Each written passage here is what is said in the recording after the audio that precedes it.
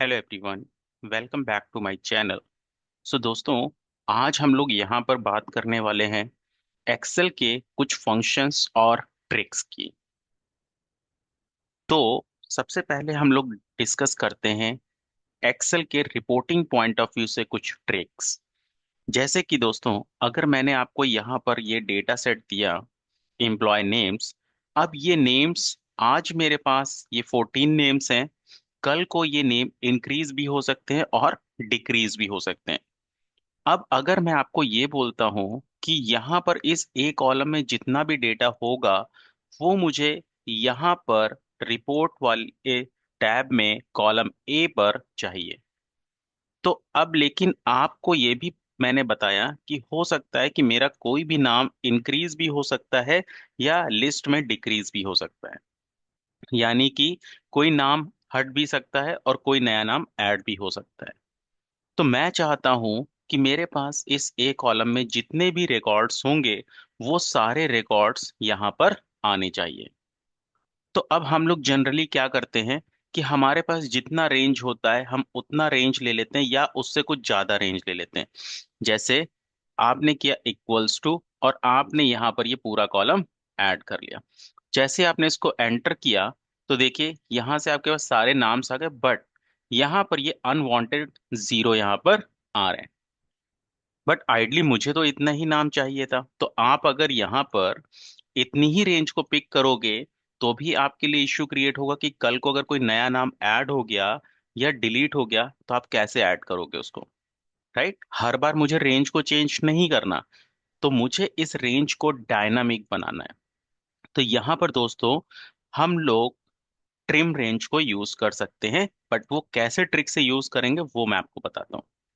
अगर दोस्तों आपके पास यहाँ पर जीरो आपके रिकॉर्ड के बाद में ऐड हो रहे हैं, जैसे यहाँ पर रो नंबर 15 के बाद मेरे रिकॉर्ड्स में जीरो ऐड हो रहे हैं, तो आपको अपनी इस रेंज में जो आपका ये लास्ट कॉलम है, जैसे यहाँ पर लास्ट ए जो दिख रहा है, इसके पहले आपको डॉट पुट करना है और एंटर करना है। तो ये देखिए, यहाँ से जो मेरे लास्ट के जीरो आ रहे थे वो सारे जीरो यहाँ से रिमूव हो गए। और अगर मैं यहाँ पर कोई नाम ऐड करता हूं दोस्तों, तो यहाँ पर मैंने कोई नाम ऐड किया तो देखिए यहाँ पर भी वो नाम ऐड हो गया। और मैं यहाँ पर आप लोगों को इसका काउंट भी दिखा देता हूँ ताकि आप लोगों को यहाँ पर दिखे कि आपके पास कितने रिकॉर्ड्स हैं। तो अगर मैंने यहाँ पर नेम्स को काउंट किया तो देखिए मेरे पास 15 नेम्स हैं। तो जो आपके अनवांटेड जीरो आ रहे थे लास्ट में, अब वो नहीं आएंगे। अब सेम केस दोस्तों यहाँ पर ये भी हो सकता है कि अगर यहाँ पर ये जो नेम का कॉलम है, अगर एग्जाम्पल ये ऊपर से एक रो खाली था तो आपकी रिपोर्ट में यहाँ पर ऊपर जीरो आएगा।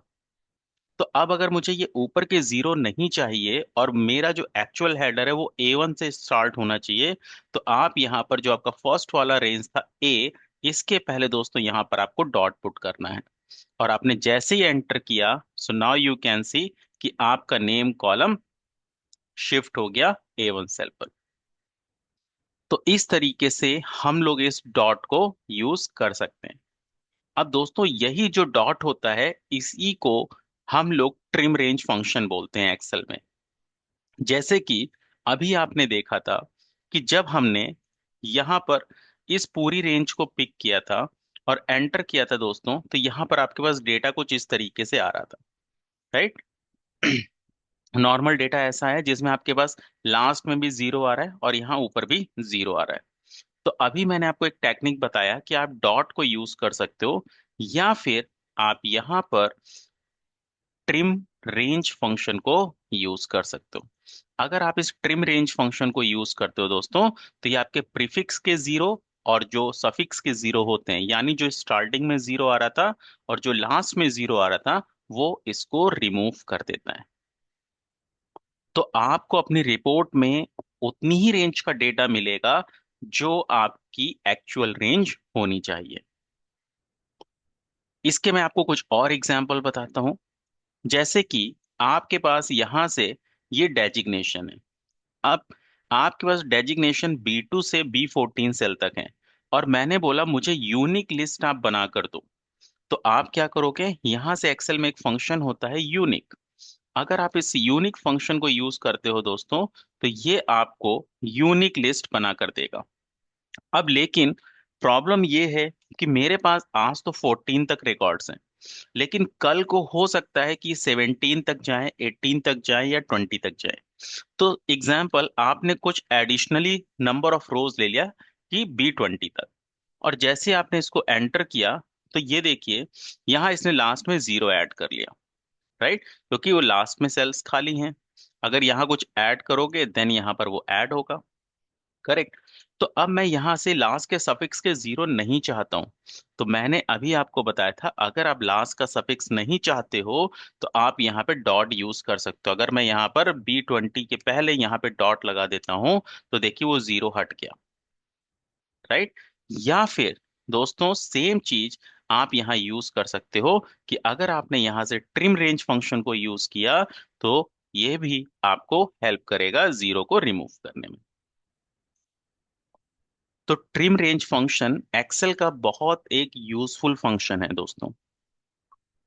अब मैं आपको और इसका एक एग्जांपल दिखाता हूं। आपके पास यहां से ये डेटा सेट है, एक स्टाफ का और एक मैनेजमेंट का।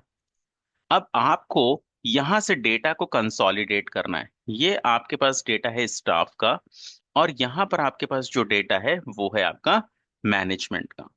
तो अगर मुझे इस स्टाफ के डेटा को और मैनेजमेंट के डेटा को, अगर मुझे यहाँ पर एक ही शीट में कंसोलिडेट करना है, लेकिन कंसोलिडेट में आपको याद रखना है कि ये जो आपको कंसोलिडेशन करना है, यहाँ पर आपके पास स्टाफ में रेंज अलग है और मैनेजमेंट में रेंज अलग है, और डेटा आपका इंक्रीज या डिक्रीज हो सकता है। तो यहाँ पर दोस्तों हम लोग क्या करेंगे, वी स्टैक फंक्शन को हम यूज कर लेते हैं, और यहां से हम स्टाफ वाले डेटा में जाएंगे और इसमें इस डेटा को सेलेक्ट करेंगे। अब डेटा आपका यहां तक है। अब हो सकता है कि कल को ये डेटा आपका कुछ एडिशनल भी हो जाए। एग्जाम्पल, मैंने 30 रोज तक एडिशनल ले लिया कि अगर कुछ ऐड होगा तो वो ऑटोमेटिकली आ जाए, कॉमा। दूसरी किस रेंज का डेटा आपको चाहिए, मैनेजमेंट का। तो मैंने यहां से इसके भी कुछ एडिशनल ले लिए, एग्जाम्पल 15 तक। अगर दोस्तों मैं इसको एंटर करता हूं, तो देखिए इसने यहां से डेटा एक के नीचे एक पेस्ट तो किया, लेकिन वो एडिशनल जो मैंने नंबर ऑफ रोज ली थी स्टाफ शीट से और मैनेजमेंट शीट से, उनकी जगह पर देखिए यहाँ पर ये जीरो आ रहा है, राइट। तो आप यहाँ पर क्या करोगे, ये जो आपके पास एडिशनल जीरो आ रहे हैं, आप इसको ट्रिम रेंज फंक्शन की मदद से हटा सकते हो या डॉट की मदद से हटा सकते हो। तो दोस्तों अगर मैं यहां पर यूज कर लेता हूं वी स्टैक के पहले ट्रिम रेंज, कि जो यहां से डेटा आ रहा है उसको हम ट्रिम रेंज करते हैं। अब आप अगर देखेंगे तो देखिए अब इसने क्या किया, मैंने ट्रिम रेंज किया, तो उसने कौन से जीरो यहां से अभी हटाए दोस्तों, जो आपके स्टाफ के बाद आ रहे थे, जो मैनेजमेंट के डेटा के बाद आ रहे थे, स्टाफ के डेटा का उसने नहीं हटाया। तो यहां पर इसको आप किस तरीके से करोगे वी स्टैक के साथ, अब मैं आपको वो टेक्निक बताने वाला हूं। तो आप यहां पर, अगर मैं ट्रिम रेंज यूज करता हूं इस फर्स्ट पर, मैंने यहां पर ये ट्रिम रेंज को यूज किया, और सेम मुझे ट्रिम रेंज को यूज करना पड़ेगा मैनेजमेंट के लिए भी, ओके। तो अगर आप अलग अलग डेटा रेंज ले रहे हो, तो उस रेंज पर पहले ट्रिम रेंज एग्जीक्यूट कराना है। अब अगर मैं एंटर करता हूं, तो ये देखिए अब आपका डेटा बिल्कुल परफेक्ट आ गया, कोई भी प्रीफिक्स या सफिक्स का जीरो नहीं आ रहा। सो आई होप आप लोगों को ट्रिम रेंज फंक्शन का कॉन्सेप्ट क्लियर हुआ होगा कि किस तरीके से हम इसको यूज कर सकते हैं। आप ट्रिम रेंज फंक्शन लिखकर यूज कर सकते हो या डॉट को भी यूज कर सकते हो। Thank you so much, everyone, for joining this session. If you have any doubt or any query, please post your query into the comment section.